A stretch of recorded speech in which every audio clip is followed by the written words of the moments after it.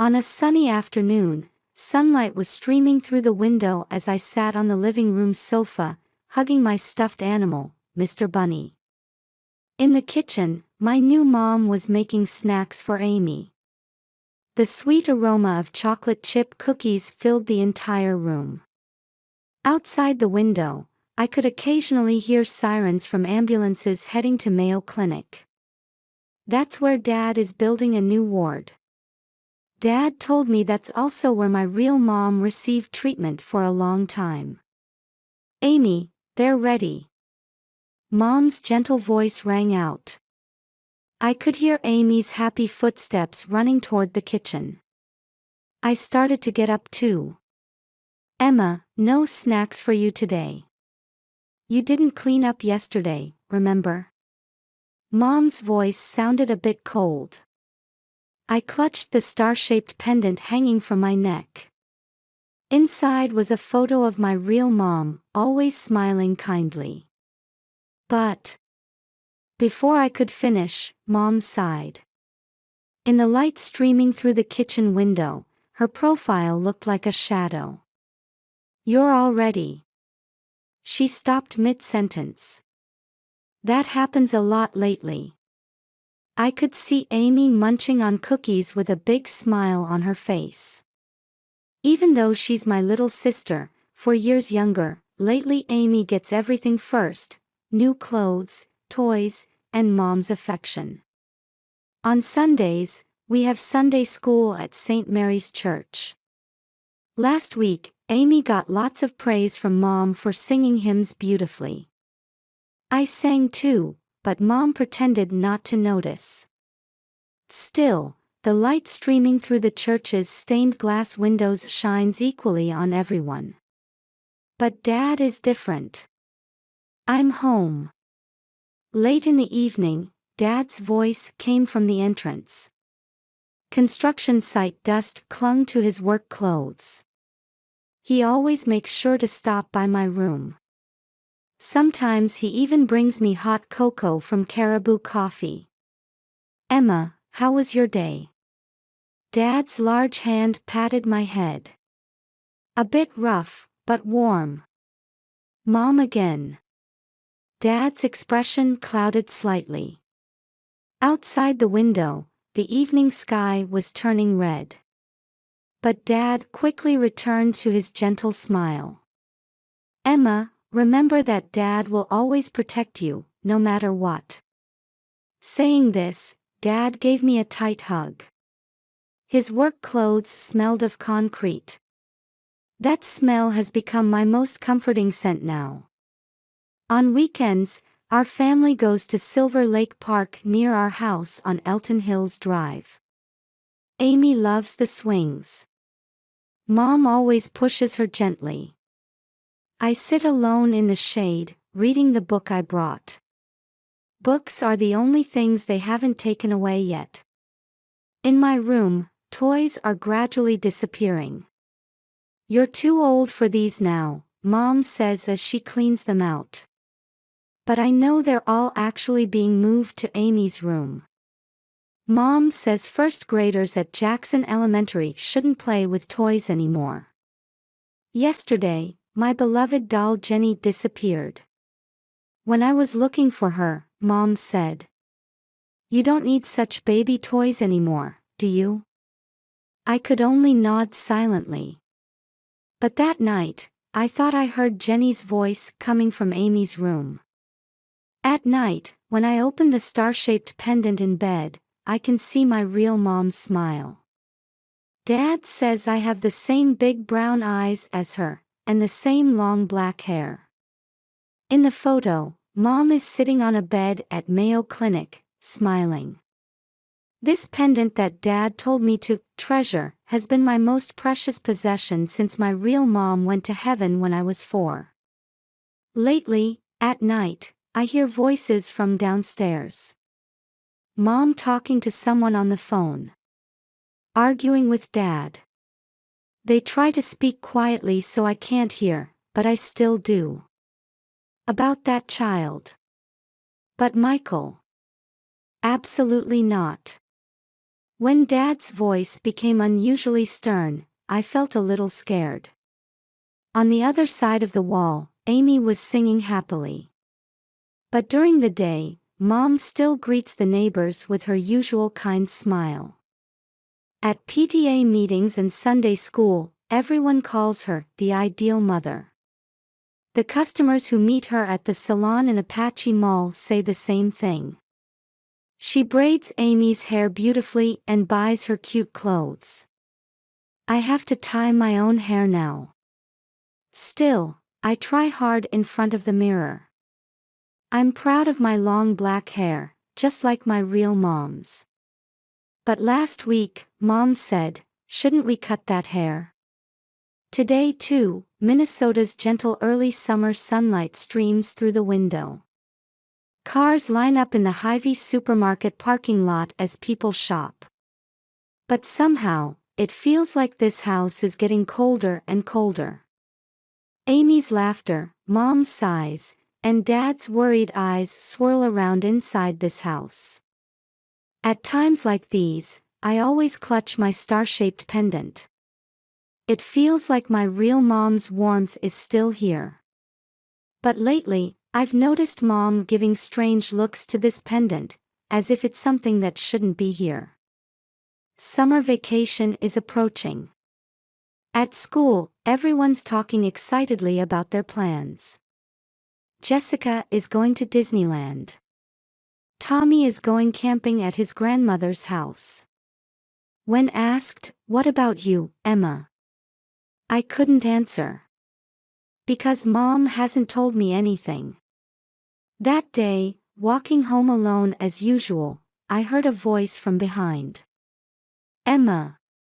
When I turned around, Dad's car was pulling up. Unusually, he had come to pick me up in the middle of his workday. "Dad, what's wrong?" "Today's special," Dad said with a smile. "Let's go get some ice cream." We stopped at Perkins' restaurant. Dad always likes their vanilla shakes. But today, his expression seemed a bit harder than usual. "Emma, how are things going with Mom?" Dad asked gently as we drank our shakes. Outside the window, an ambulance passed by heading to Mayo Clinic. "Mom seems to like Amy more than me." Dad listened quietly. Then, he took a small piece of paper from his pocket. "This is Dad's phone number. Always keep it with you. If anything happens, call right away." That night when we got home, Mom was standing at the entrance with her arms crossed. "Where were you?" I was worried. Her voice was gentle, but her eyes weren't smiling. "With Dad." "I see," Mom said curtly and turned away. From that weekend, things in my room started to change. Books disappeared from the bookshelf. Clothes vanished from drawers. In their place, old clothes were brought up from the basement. "You're growing so fast. It would be wasteful to buy new things that you'll outgrow quickly." Mom said this as she left for the Apache Mall children's clothing department with Amy. I was left at home. On Sunday at St. Mary's Church Sunday School, the teacher talked about heaven. Heaven is a very peaceful and beautiful place. I was thinking about my real mom. I wonder if she's watching me from heaven now. As I held my pendant thinking this, I heard new Mom's voice from beside me. "Emma, isn't it time you took off that old pendant?" The light from the church's large stained glass windows illuminated Mom's face in an eerie way. That night, I had a bad dream. In a dark place, someone was calling my name. But I couldn't see who it was. When I tried desperately to run, my body wouldn't move. "Dad." "Mom." When I woke up screaming, I could hear Amy crying. Through the wall, Mom's voice gently soothing her. I wiped away my cold sweat alone. The next day, when I returned from school, the star-shaped pendant was gone from my room. While I was searching desperately, Mom came into the room. Looking for something. Mom's voice had a different tone than usual. The pendant. Oh, that old thing. I threw it away. You're a big girl now, you can't keep clinging to baby memories, right? In that moment, a cold feeling rose from my feet. Everything went dark, and I felt like I couldn't breathe. You can't throw it away. It's from my real mom. Just as I screamed, Dad came home. The sound of work boots rushing up the stairs. What happened? Dad's voice echoed. Michael, this child. Mom started to explain. Sarah, Dad's voice was low and strong. You promised. That night, I heard voices from downstairs again. This time, Mom and Dad were arguing loudly. I absolutely won't allow it. But look at reality. Emma is my daughter. Mixed with the arguing voices was Amy's crying. I curled up small in my bed, clutching the piece of paper with Dad's phone number under my pillow. The next morning at breakfast, Mom was acting brighter than usual. Amy's pancakes had plenty of maple syrup. My portion was more than usual. I'm sorry about yesterday, I said something unforgivable. Mom smiled kindly. Actually, I was planning a surprise. Let's go for a family picnic at Cascade Lake. Dad nodded too. But was it my imagination that his eyes looked a bit sad? First, let's take some medicine to prevent catching a cold. Mom held out a small white pill. When I saw it, for some reason my spine went cold. But Dad said, that's right, so, it must be okay, right? After breakfast, Mom started preparing a large picnic basket. Ham and cheese sandwiches, fruit, and lemonade she said she bought from Hy-Vee. A nostalgic smell wafted from the kitchen. Amy was happily showing off her new swimsuit. Emma, you changed too.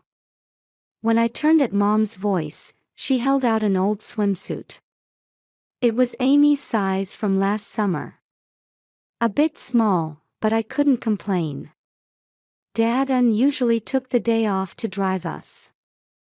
In the car, Amy sang along with the music on the radio. I looked out the window from the back seat. The white building of Mayo Clinic grew distant, the place where my real mom spent her final days. When we arrived at Cascade Lake, several families were already playing happily. Mom spread out a sheet in the shade and started distributing sandwiches. My portion was more than usual too. Emma, today is a special day. Mom said this as she held out a cup of lemonade. A sweet, cold drink. But it had a strange taste. I mixed in your medicine. You couldn't take it yesterday, after all. I saw Dad nod silently. When our eyes met, Dad gave a small smile, but he looked somewhat sad. After a while, my body started feeling heavy. The voices of the children around me gradually grew distant. Mom. It's okay, Emma. You can rest now.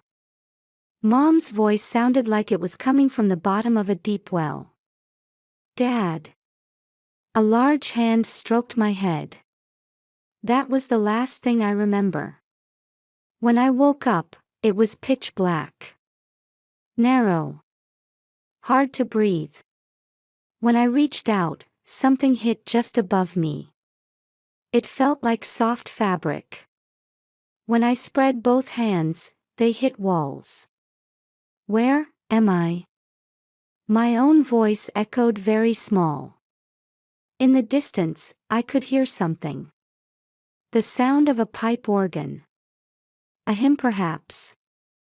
Like what I heard at St. Mary's Church. Dad. Even when I screamed, no one answered. Mom. Real mom. Or new mom. I don't know which one I'm calling anymore. In the darkness, I desperately started beating on the top with both hands. Someone help me. I screamed until my voice gave out. Then I heard something move. The sound of a heavy lid slowly opening. Light from outside came in as a thin line. Light so bright it made my eyes hurt. In it, I could see figures in black clothes.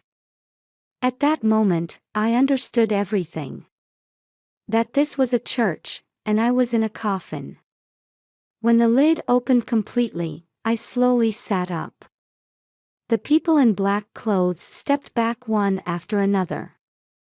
Someone screamed. Someone started praying. And I saw Mom, standing in the front row, about to faint with a pale face. Dad, where was Dad? This is. The pastor was trying to say something in a trembling voice. Just then, the church doors burst open with a loud sound. People in uniforms came in one after another. Police. Paramedics. Emma Bryant. Unknown adults were calling my name. Thank goodness you're safe. If we'd been a few minutes later.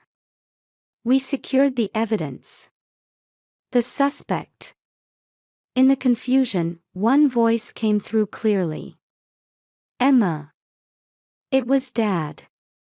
Still in his work clothes, he ran forward. His arms lifting me were trembling slightly. You must have been scared. Large tears fell from Dad's eyes. But it's okay now. Dad promised to protect you, remember?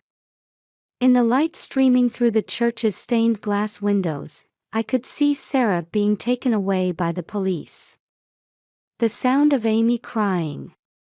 Yet somehow, in Dad's arms, I wasn't scared anymore. Dad, why? Dad hugged me tighter. Because Dad will do anything to protect Emma. I still don't fully understand the meaning of those words. But as I buried my face in Dad's chest, I understood one thing. This isn't the end. It's a new beginning. The church bells ring slowly. As if announcing the beginning of my new life. On the way back from church, Dad's car drove down unfamiliar roads. The white building of Mayo Clinic and the neon signs of Apache Mall looked different than usual. We're going to a new house. Dad told me. In the back seat, I nodded silently. My body was still a bit heavy, and my head fuzzy. But strangely, I wasn't scared. The new house was near Silver Lake Park. A large maple tree cast shadows in the twilight sky. No one knows us here, so we can live quietly for a while. While Dad carried in the luggage, I looked out the window of my new room. The Rochester skyline in the distance. Car lights moving like tiny particles of light. That night, I learned many things for the first time. That Mom had been taken away by the police, that Amy would live at her grandmother's house, and Emma, Dad needs to tell you the truth. Late at night, Dad sat on the edge of the bed in my new room. Outside, autumn insects were chirping. Your mom, she tried to kill you. I couldn't understand the meaning of those words right away. But Dad knew.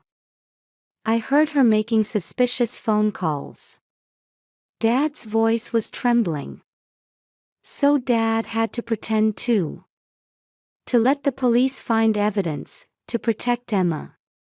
Dad's large hands were shaking. That medicine. At my small voice, Dad took a deep breath. It was sleeping pills. Dad adjusted the amount. That's why Emma woke up.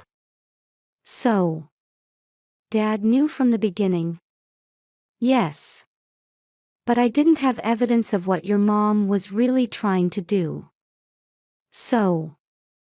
Tears fell from Dad's eyes again. My acting must have scared you. I'm sorry. I shook my head. Somehow, my chest felt warm. Because Dad protected me. You promised. Then, the familiar star-shaped pendant came out of Dad's pocket. Actually, Dad was keeping it. I couldn't let your mom have it. The photo in the pendant was still smiling kindly. The next morning, Dad went to the police station. I stayed home watching TV. The news was reporting about what happened at St. Mary's Church. Stepmother arrested on attempted murder charges. Police acted on tip from father. Difficult words kept flowing. But I wasn't so scared anymore. Instead, a new life began. Morning started with Dad's slightly burnt pancakes. Sorry, I'm still not used to this. Dad laughed sheepishly. But to me, those pancakes tasted much better. I had to change schools too. From Jackson Elementary to a new school. I was a bit anxious at first, but everyone welcomed me warmly. Your father is such a wonderful person. Miss Brown, my teacher, told me. On weekends, Dad and I go to Cascade Lake together. This time, there's nothing threatening us. Emma, you've learned to swim so well. Dad says proudly. I wave my arms big, making splashes. On my room's wall hangs a photo of my real mom. Near the bed is a new bookshelf. Dad bought back all the books I lost. Doll Jenny has become a new friend too. At night, when I open the star-shaped pendant, there are two photos inside. The photo of my real mom, and a recent photo of Dad and me. Two happy memories. Dad. One night, I asked. Why did you try so hard for me? Dad thought for a moment before answering. Because you are my treasure. Even if we're not connected by blood, you're my precious daughter. With those words, I understood everything. A truth I hadn't noticed until now. But it didn't change anything. Rather, it made me feel even warmer inside. Now, Minnesota's autumn wind blows outside the window. I can hear ambulance sirens from the direction of Mayo Clinic. But I'm not scared anymore. In this room, in this house, with Dad. A new morning is about to begin.